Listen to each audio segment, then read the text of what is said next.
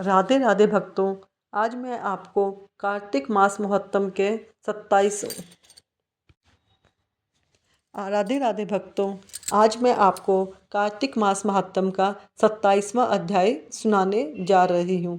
आप इसे ध्यानपूर्वक सुनिए और अपने जीवन को सार्थक बनाइए। कृष्ण नाम का आसरा, कृष्ण नाम का ध्यान। 27वां अध्याय अब लिखने लगा महान। कार्तिक मास में आज से पचभिखु शुरू हो रहे हैं। जो हमें पचभिखी का नियम लेना है वो आज दिन सोमवार से ही शुरू करना है। पार्षदों ने कहा, एक दिन की बात है, विष्णुदास ने नित्य कर्म करने के पश्चात भोजन तैयार किया, किंतु कोई छिपकर उसे चुरा ले जाता। विष्णुदास ने देखा भोजन नहीं है, परंतु उन्होंने दोबारा भोजन नहीं बनाया, क्योंकि ऐसा करने पर सायंकाल की पूजा के लिए उन्हें अवकाश नहीं मिलता। अंततः प्रतिदिन के नियम का भंग हो जाने पर भय था।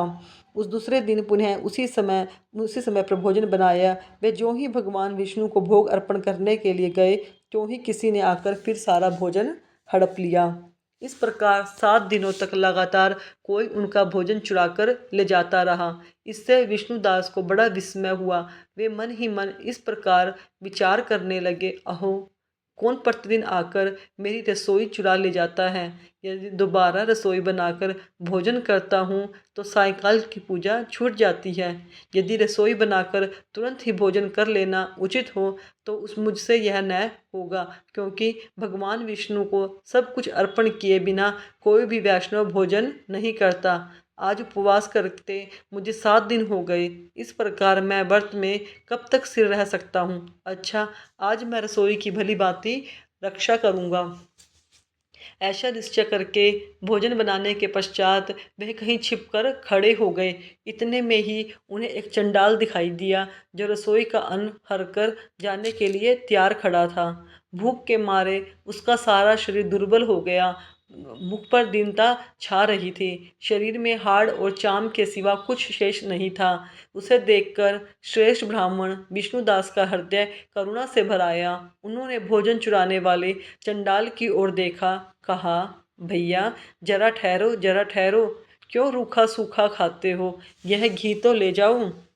इस प्रकार कहते हुए विप्रवर विष्णुदास को आते देखकर वज्र चंडाल से भय के मारे बड़े वेग से भागा और कुछ ही दूर जाकर मूर्छित होकर धरती पर गिर पड़ा। चंडाल को भयभीत और मूर्छित देखकर द्विजश्रेष्ठ विष्णुदास बड़े वेग से उसके समीप आए और दया करके अपने वस्त्र के छोर से उसको हवा करने लगे। तदंतर वहाँ पर उठ खड़ा हुआ एक विष्णु भक्त खड़ा हुआ। तब विष्णु भक्त ने देखा वहाँ चंडाल नहीं है, बल्कि साक्षात नारायण ही शंख चक्र और गदा धारण किए उसके सामने उपस्थित है। अपने प्रभु को प्रत्यक्ष देखकर विष्णुदास सात्विक भाव के वशीभूत हो गए। वे स्तुति और नमस्कार करने में भी समर्थ न हो सके। तब भगवान ने सात्विक व्रत का पालन करने वाले अपने भक्त विष्णुदास को छाती से लगा लिया और उन्हें अपना जैसा रूप देकर बैकुंठ धाम को चले गए। उस समय यज्ञ में दीक्षित हुए राजा चोल ने देखा विष्णुदास एक श्रेष्ठ विमान पर बैठकर भगवान विष्णु के समीप जा रहे हैं। विष्णुदास को वैकुंठ में जाता हुआ देखकर राजा ने शीघ्र ही अपने गुरु मुद्गल को बुलाया और इस प्रकार कहना आरंभ किया, जिसके साथ स्पर्धा करके मैंने इस यज्ञ दान आदि कर्म का अनुष्ठान किया है, वह ब्राह्मण आज भगवान विष्णु का रूप धारण करके मुझसे पहले ही वैकुंठ धाम को जा रहा है। मैंने इस वैष्णव धाम में भली भांति दीक्षित होकर अग्नि में हवन किया और दान किया और ब्राह्मणों को मनोरथ पूर्ण किया, तथापि अभी तक भगवान विष्णु मुझ पर प्रसन्न नहीं हुए हैं और इस विष्णुदास को केवल भक्ति के कारण ही श्री हरि ने प्रत्यक्ष दर्शन दिए हैं। अतः जान पड़ता है कि भगवान विष्णु केवल दान और यज्ञों से प्रसन्न नहीं होते हैं, उन प्रभु का दर्शन कराने में भक्ति की प्रधान कारण है। दोनों पार्षदों ने कहा। इस प्रकार कहकर राजा ने अपने भांजे को राज सिंहासन पर बिठाकर वे बचपन से ही यज्ञ की दीक्षा लेकर उसी में संलग्न रहते थे, इसलिए उनका कोई पुत्र नहीं था।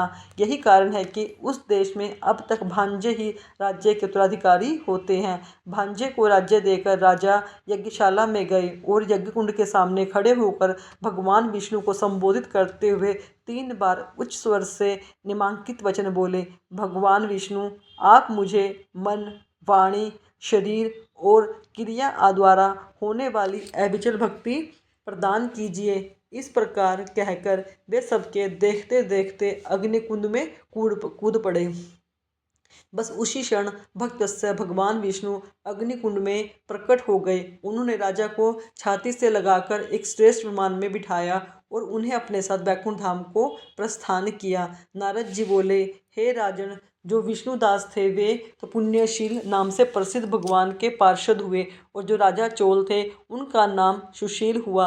इन दोनों को अपने ही समान रूप देकर भगवान लक्ष्मीपति ने अपना द्वारपाल बना लिया। बोलो कार्तिक महात्म की जय, कार्तिक के राय दामोदर की जय। राधे राधे भक्तों।